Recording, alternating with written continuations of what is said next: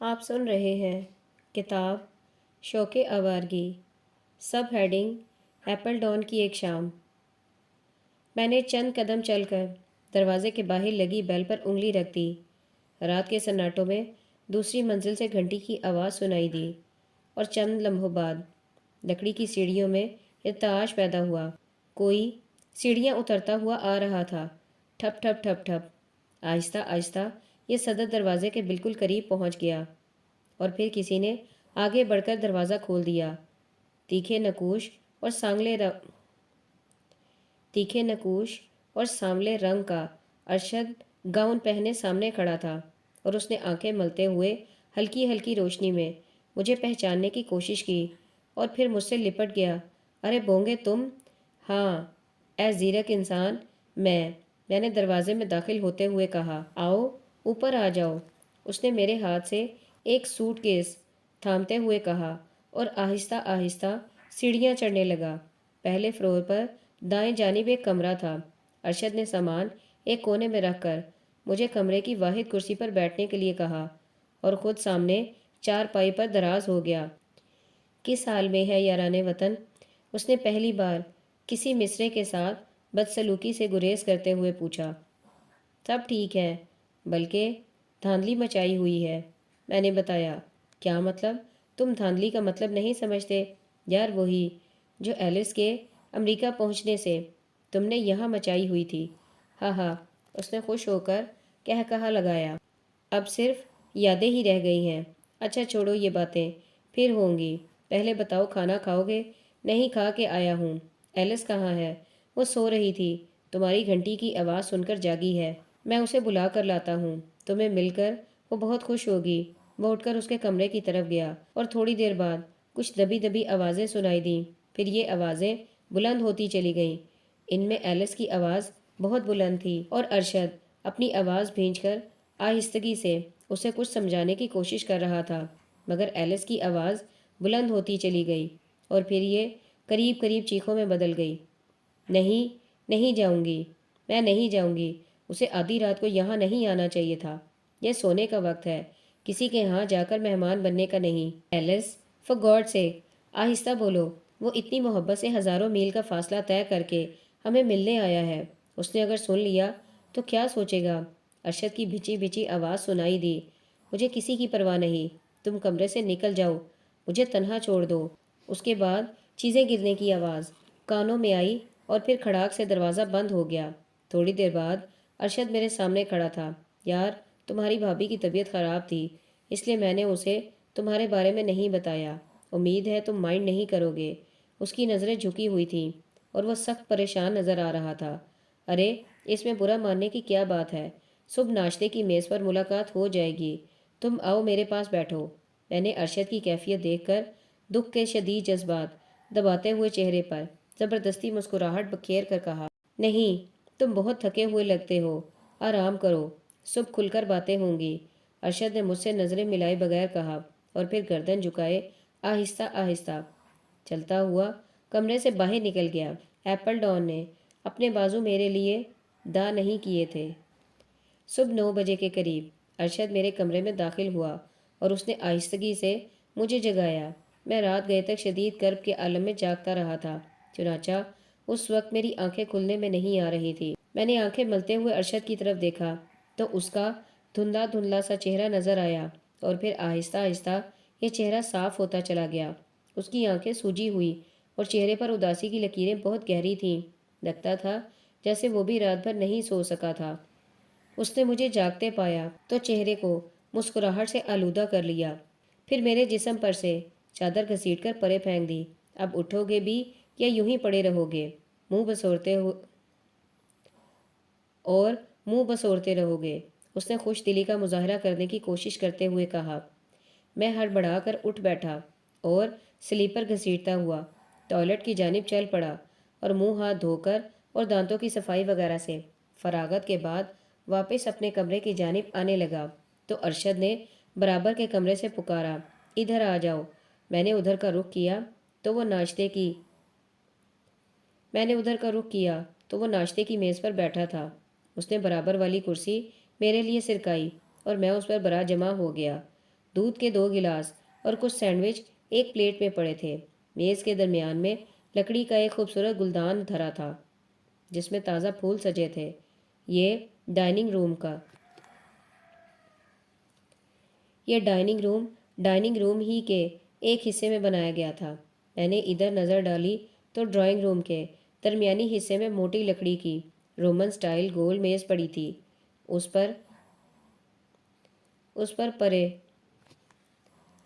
پر پرے سرخ رنگ کی لکڑی کی 4 کرسیاں ایک ترتیب سے دھری تھیں۔ کمرے کے دائیں کونے میں اسی رنگ کا ایک پنگوڑا نظر آیا جو یقیناً جواد کے لیے تھا۔ کمرے کی دیواریں پھولوں کی بیلوں سے ڈھکی ہوئی تھیں اور اس سے ڈچ لوگوں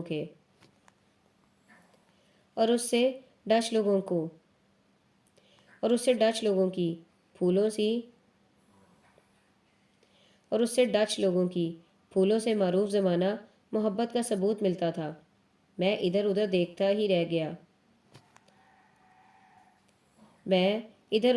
ہی رہا تھا کہ ارشد نے دودھ کا گلاس میری طرف سرکایا اور بیمار لہجے میں پوچھا، کیا دیکھ رہے ہو؟ کچھ نہیں، میں یہ دیکھ رہا تھا کہ اس قوم کو پھولوں سے کس قدر محبت ہے۔ میں سمجھا تم ناشتے کی میز پر ایلس کی راہ دیکھ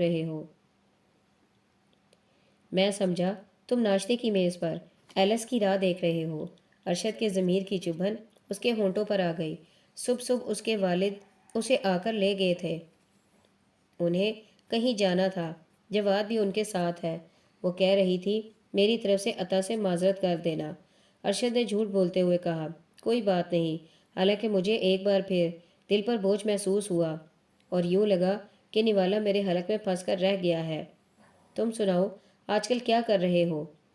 ایمسٹرڈ کی ایک فرم میں ایگزیکٹو پوسٹ پر ہوں۔ ایمسٹرڈ یہاں سے 100 میل کے فاصلے پر ہے۔ صبح ٹرین میں جاتا ہوں، شام کی ٹرین میں واپس لوٹ آتا ہوں۔ اس نے دھیمے دھیمے کہا، تم ایمسٹرڈ ہی میں کوئی مکان کرائے پر کیوں نہیں لے لیتے؟ میں نے پوچھا۔ ہالینڈ میں مکانات کی سخت قلت ہے، تاہم جس شہر میں آپ نوکری کر رہے ہوں وہاں رہنا آپ کا حق ہے، مگر اس کے لیے بھی سٹی کونسل سے اجازت لینا پڑتی ہے۔ اگر یہ بات ہے تو سٹی کونسل سے اجازت کیوں نہیں لے لیتے؟ کیا اس میں کچھ دشواریاں پیش آتی ہیں؟ میں نے پوچھا۔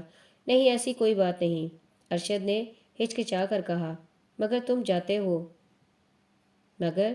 جانتے ہو ایلس امریکہ سے یہاں اپنے والدین کی خاطر آئی تھی۔ اسے اپنے ماں باپ سے بہت پیار ہے۔ وہ انہیں چھوڑ کر ایمسٹرڈ جانا بھی پسند نہیں کرتی۔ کچھ اندازہ تو پہلے سے ہی تھا کہ ارشد ایلس کے خاصے دباؤ میں ہے۔ اس کا ایک مزید ثبوت ارشد کی اس گفتگو سے بھی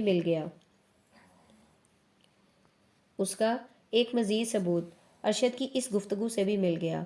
تو گویا اس امر کا کوئی امکان نہیں کہ تم کبھی پاکستان واپس جا کر اپنے والدین کے ساتھ رہائش اختیار کرو۔ میں نے ایک ایسی بات پوچھ لی کہ ارشد کے چہرے پر حزن و ملال کے تاثرات دیکھ کر مجھے احساس ہوا کہ نہیں پوچھنی چاہیے تھی۔ میں نے ایلس سے اس مسئلے پر 2-1 بار بات کی ہے، مگر وہ اس پر رضامند نہیں۔ آغا جان نے کئی بار لکھا بھی ہے کہ وہ بہت ضعیف ہو گئے ہیں، اب ان سے بزنس نہیں سنبھالا جاتا، مگر میں مجبور ہوں۔ ہاں، یاد آیا، میں نے گفتگو کا رخ موڑنے کے لیے نیپکن سے ہاتھ پوچھتے ہوئے کہا، میں تمہارے سسر کے لیے کیمل سگریٹ کے 2 کارٹن لایا ہوں۔ امریکہ میں تم نے ایک دفعہ ذکر کیا تھا کہ وہ یہ سگریٹ بہت رغبت سے پیتے ہیں اور یہاں یہ سگریٹ بآسانی دستیاب نہیں۔ یہ تم نے بہت اچھا کیا۔ ارشد کے چہرے پر مسرت کی لہر دوڑ گئی۔ وہ اس تحفے سے بہت خوش ہوگا۔ میں نے سوٹ کیس کھولا اور سگریٹ نکال کر ارشد کے سپرد کر دیے۔ میرا سسر بہت نائس آدمی ہے۔ تم اسے ملے ہو؟ اس نے پوچھا۔ اس پر مجھے وہ گفتگو یاد آ گئی جو اس نے گزشتہ رات ٹیلی فون پر مجھ سے کر لی تھی۔ ملاقات تو نہیں ہوئی، البتہ ٹیلی فون پر بات چیت ضرور ہوئی تھی۔ کیا مطلب؟ ارشد نے حیرت سے پوچھا۔ رات کو میں نے اسے اسٹیشن سے فون کیا تھا تاکہ تمہیں میری آمد کی اطلاع ہو سکے۔ رات کو؟ ارشد نے ایک بار پھر حیرت سے سوال کیا۔ رات کو میں اور ایلس تو قریباً 11:30 بجے تک وہیں تھے۔ تم جب ہمارے ہاں پہنچے اس وقت ہمیں گھر پہنچ کر سوئے ہوئے تھوڑی ہی دیر ہوئی تھی۔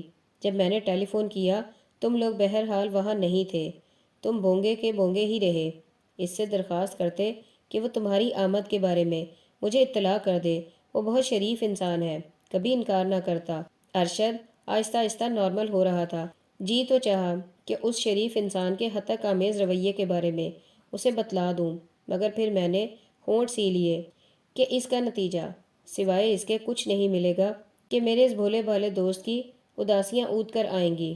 تم کل لگزمبرگ کس وقت پہنچے؟ ارشد نے کرسی سے اٹھتے ہوئے پوچھا۔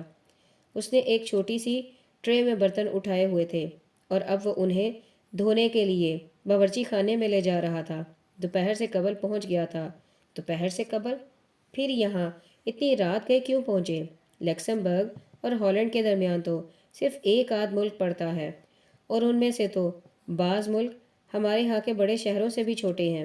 لکسمبرگ ریلوے اسٹیشن کے بکنگ کلرک کی بیوی کی وجہ سے لیٹ ہو گیا تھا، میں نے جواب دیا۔ کیا؟ ارشد نے باورچی خانے سے قریباً چیخ کر کہا۔ اب لوگوں کی بیویوں پر بھی ہاتھ صاف کرنے لگے ہو؟ ارے نہیں، میں نے ہنس کر کہا۔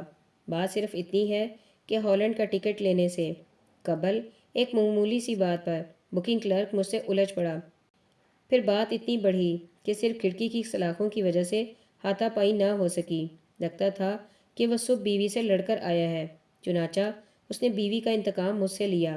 اس نے میرا ٹکٹ اس طرح کا تیار کیا کہ ایپل ڈاؤن تک پہنچنے کے لیے مجھے 4 گاڑیاں تبدیل کرنی پڑیں۔ رقم الحروف سارے رستے گاڑیاں بدلنے کے چکر میں رہا۔ سو جب ایپل ڈاؤن پہنچا تو آدھی رات ادھر اور آدھی رات ادھر ہو چکی تھی۔ تم بڑی شے ہو، اس نے باورچی خانے سے نکلتے ہوئے اپنے مخصوص کمنٹس دیے۔ وہ خوشگوار موڈ میں تھا اور لگتا تھا ایلس کی طرف سے پیدا کردہ تلخی اب مکمل طور پر اس کے ذہن سے اتر چکی ہے۔ 2 منٹ میں تیار ہو جاؤ، قصبے کا ایک چکر کاٹ کر آتے ہیں۔ اس نے نادر شاہی حکم جاری کیا اور پھر کچھ دیر بعد ہم قصبے کے مرکز میں لے جانے والی سڑک پر تھے۔ رات کو جو قصبہ میں نے نیند میں ڈوبا ہوا پایا تھا، اب وہ آہستہ آہستہ انگڑائی لے کر بیدار ہو رہا تھا۔ آج ہفتے کی وجہ سے چھٹی تھی اور یوں لوگ ابھی تک اپنے گھروں میں ہی تھے، تاہم کہیں کہیں کوئی بوڑھا ڈچ یا کوئی ہاؤس وائف ہاتھ میں ٹوکری پکڑے سودا سلف خریدتے نظر آ جاتی۔ ایک 6-7 سالہ گول مٹول بچہ اپنی ننھی سی سائیکل پر سوار ہاتھ ہلاتا ہوا میرے قریب سے گزر گیا۔ سڑک شیشے کی طرح صاف اور شفاف تھی۔ یہاں دور سے یہ چھوٹے چھوٹے خوبصورت مکان نظر آ رہے تھے۔ گھروں کے آگے مختصر سی جگہ میں لوگوں نے کیاریاں بنائی ہوئی تھیں، جن میں اودے اودے نیلے نیلے اور پیلے پیلے پھول اپنی بہار دکھا رہے تھے۔ ان مکانوں کے بڑے بڑے شیشوں والی کھڑکیوں میں سے ڈچ بیویاں گھر کے کام کاج میں مشغول نظر آ رہی تھیں۔ قصبے کے لوگ ارشد سے خاصے مانوس دکھائی دیتے تھے۔ وہ اسے دیکھ کر کچھ دیر کے لیے رکتے، حال احوال دریافت کر کے ڈاک کا نعرہ لگاتے اور آگے بڑھ جاتے۔ رہائشی علاقے سے نکل کر ہم بازار میں آ گئے۔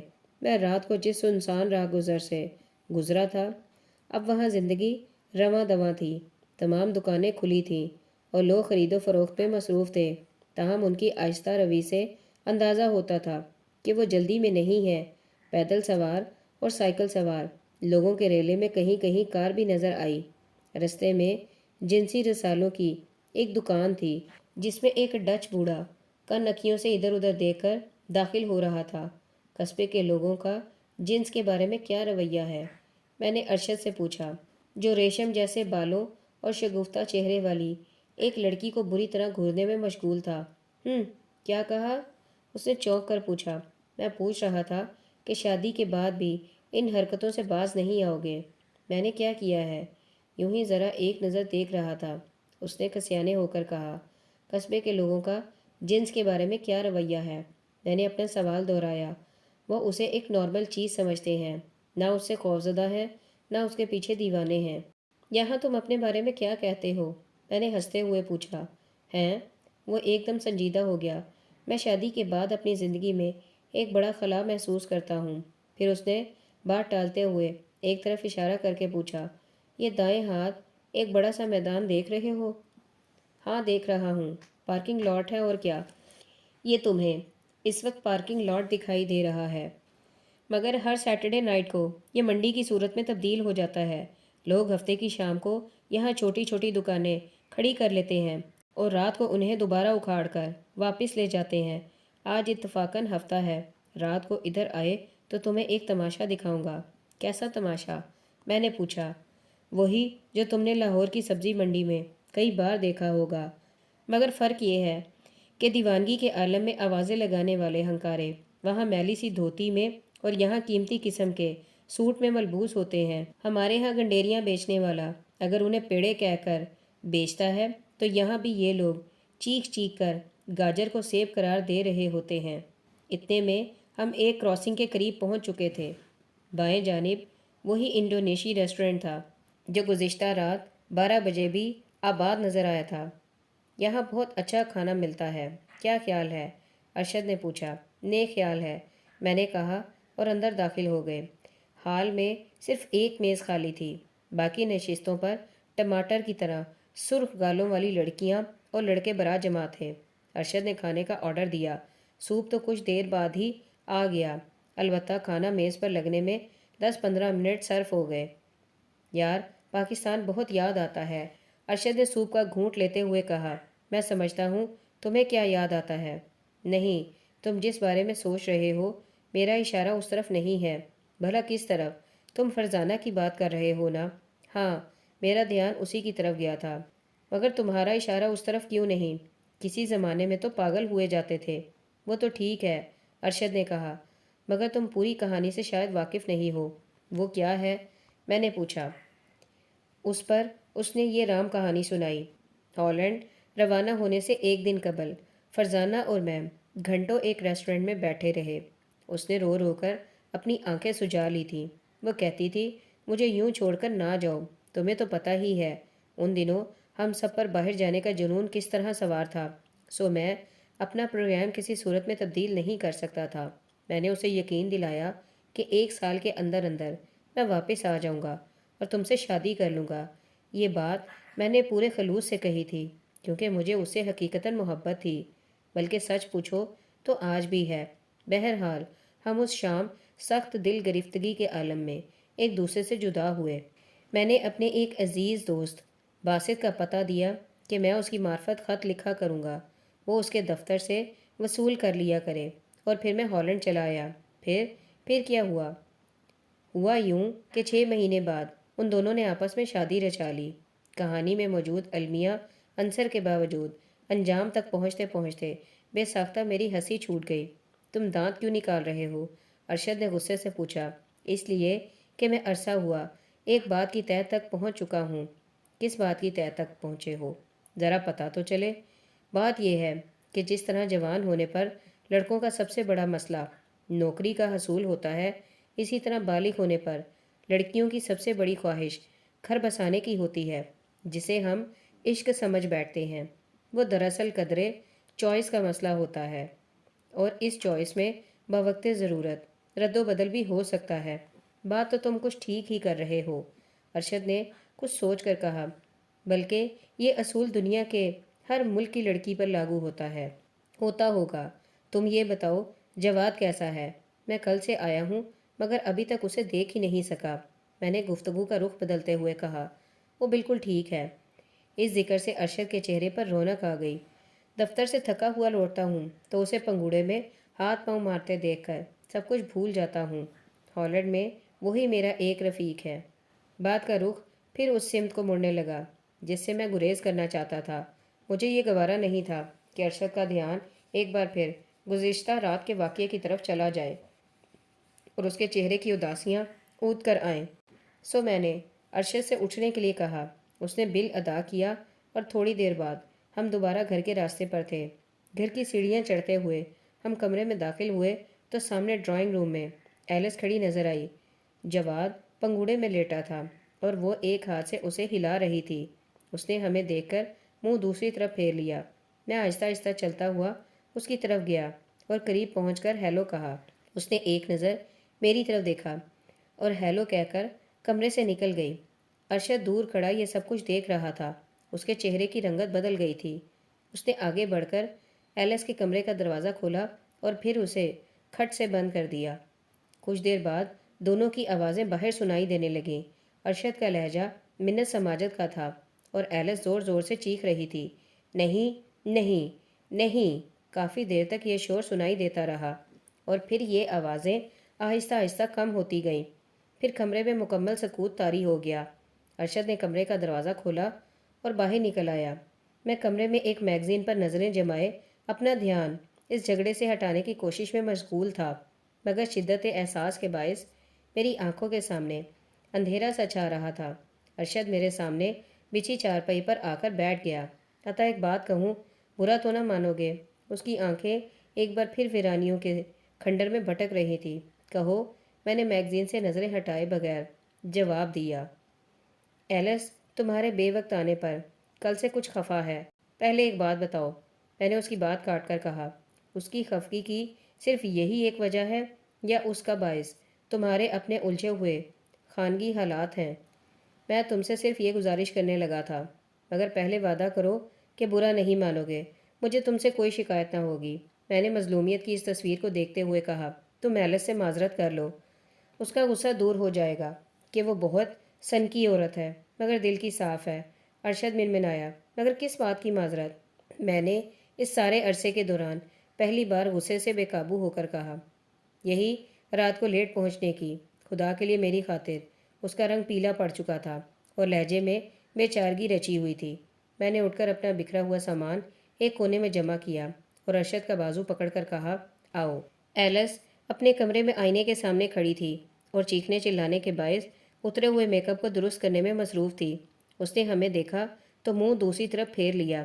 میں نے دل پر پتھر رکھ کر اسے مخاطب کیا، ایلس، مجھے افسوس ہے میری وجہ سے تمہیں اتنی تکلیف پہنچی۔ میں اس کے لیے معذرت خواہ ہوں۔ اور اس کے ساتھ ہی میں کمرے سے باہر نکل آیا۔ دوسرے کمرے میں پہنچ کر میں نے اپنا سامان اٹھایا اور واپس ارشد کے پاس آ کر کہا، اب میں چلتا ہوں، مجھے اجازت دو۔ نہیں، اب تم نہیں جاؤ گے، ایلس نے آگے بڑھ کر کہا۔ اس کے چہرے پر فتح اور کامرانی کے نتیجے میں پیدا ہونے والی طمانینت چھلک رہی تھی۔ ارشد بت بنا کھڑا رہا۔ نہیں ایلس، میں نہیں رک سکتا، مجھے بہرحال آج ہی جانا ہے۔ بہت بہت شکریہ، میں تمہیں نہیں روکوں گا۔ اچانک ارشد نے آگے بڑھ کر بھیگی آنکھوں سے کہا، آؤ میں تمہیں خدا حافظ کہوں۔ اور اس کے ساتھ ہی اس نے مجھے گلے سے لپٹا لیا۔ میرے شانوں پر آنسوؤں کے 2 قطرے جذب ہوئے اور تیر کی طرح دل میں اتر گئے۔ اس شام ہیمسٹڈ کو جانے والی ٹرین میں بیٹھا میں لہلہاتے کھیتوں اور مہکتے پھولوں کی اس بستی کو اداس نظروں سے دیکھ رہا تھا۔ ایپل ڈاؤن کے خوبصورت قصبے نے مجھے وہی کچھ دیا تھا جو خوبصورت لوگ چاہتوں کے صلے میں دیتے آئے ہیں۔ ایمسٹرڈیم میں ایپل ڈاؤن سے ایمسٹرڈیم تک پہنچتے پہنچتے رستے کے خوبصورت مناظر اور ہنس مکھ ڈچ ہم سفروں کے سبب دل گرفتگی کی وہ کیفیت آہستہ آہستہ ختم ہو گئی تھی جس نے ایپل ڈاؤن میں میرے قیام کو قید بامشقت بنا کر رکھ دیا تھا۔ اب میں دونوں ہاتھوں میں ایک ایک وزنی سوٹ کیس اور اتنے ہی وزن کا ایک بیگ گردن میں لٹکائے ایمسٹرڈیم کے اسٹیشن کے باہر کھڑا تھا۔ میرے ساتھ سیاح لڑکے لڑکیوں کا ایک پورا جتھا تھا، جن میں سے اکثریت زرد روپیوں کی تھی، جو مختلف ممالک سے غالباً ابھی ابھی یہاں پہنچے تھے، مگر وہ میری طرح سامان سے لدے پھدے نہیں تھے۔ انہوں نے مختصر سی کٹ کمر کے ساتھ باندھی ہوئی تھی اور وہ ہاتھوں میں ستار یا گٹار اٹھائے ہوئے تھے۔ ان میں سے ایک 30-32 سالہ خاتون بھی تھی جس نے سامان کی کٹ کی جگہ اپنا 4 ماہ کا بیبی گلیکسو قسم کا ایک خوبصورت سا بچہ کمر کے ساتھ ایک ٹوکری میں لٹکایا ہوا تھا اور اپنا سامان ایک ٹرالی نما چیز میں لادے لیے جا رہی تھی۔ میں نے اسے دیکھ کر سوچا، یہ لوگ بھی عجیب ہیں، زندگی کے ہر مرحلے اور جکڑے ہوئے حالات میں بھی زندگی کا رسیلا رس پینا چاہتے ہیں، جبکہ ہم لوگ جوانی کی سرحدوں میں قدم رکھنے سے پہلے ہی بوڑھے ہو جاتے ہیں۔ ہمارے ہاں کی عورتیں تو اس معاملے میں مردوں سے 2-4 ہاتھ آگے ہیں۔ ادھر شادی ہوئی اور ادھر ہم نے دیکھا کہ اچھی خاصی لڑکیوں نے بھی خود کو بڑی بوڑھیوں میں شمار کرنا شروع کر دیا۔ چنانچہ ان کے شروع کے چند ماہ تو دولہے کے ساتھ گزرتے ہیں اور پھر بقیہ تمام عمر چولہے کے ساتھ بسر ہوتی ہے۔ بہرحال ہمارے قافلے میں زیادہ تعداد ہپیوں کی تھی اور یہ تو ہیمسٹرڈیم میں 2 دن بسر کرنے کے بعد معلوم ہوا کہ شہر پر اصل قبضہ تو دنیا کے مختلف ممالک سے آئے ان میلے کچیلے ہپیوں کا ہے۔ مقامی لوگ تو پنجابی محاورے کے مطابق گمشدہ گائے کی طرح پھرتے نظر آتے ہیں۔ یہ سب لوگ ایک دوسرے سے زیادہ متعارف نہ ہونے کے باوجود یوں گھل مل گئے تھے جیسے ایک ہی کنبے کے افراد ہوں۔ چنانچہ اب یہ دو دو چار چار کی ٹولیوں میں رہائش کے لیے کوئی سستی سی جگہ ڈھونڈنے کی فکر میں تھے۔ میرے گروپ میں 3 لڑکے اور 2 لڑکیاں تھیں۔ ان میں جان امریکی، اس کے ساتھ نتھی لڑکی، ماریا سوس، اسکاٹ رابرٹ نامی لڑکا آسٹریلین، اور اس کی سفری گرل فرینڈ ارسلا جرمن تھی۔ 5واں شخص آسٹریلیا کا جیک تھا۔ اس کا اصل نام تو اور تھا، مگر تمام تر کوششوں کے باوجود جب اسے اپنے نام کی ادائیگی کے ضمن میں میرے شین کاف کا گلہ ہی رہا تو میں نے اسے جیک کے نام سے پکارنا شروع کر دیا۔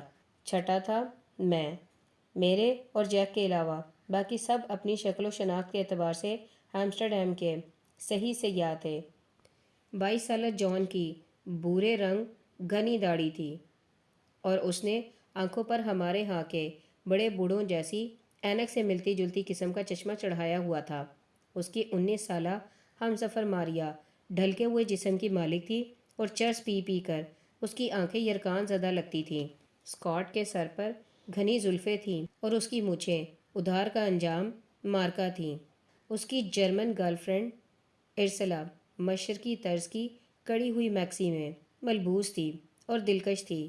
جیک کے چہرے پر سنجیدگی کی گہری لکیریں تھیں، تاہم وہ لباس وغیرہ کے معاملے میں خاصا خوش ذوق واقع نہیں ہوا تھا۔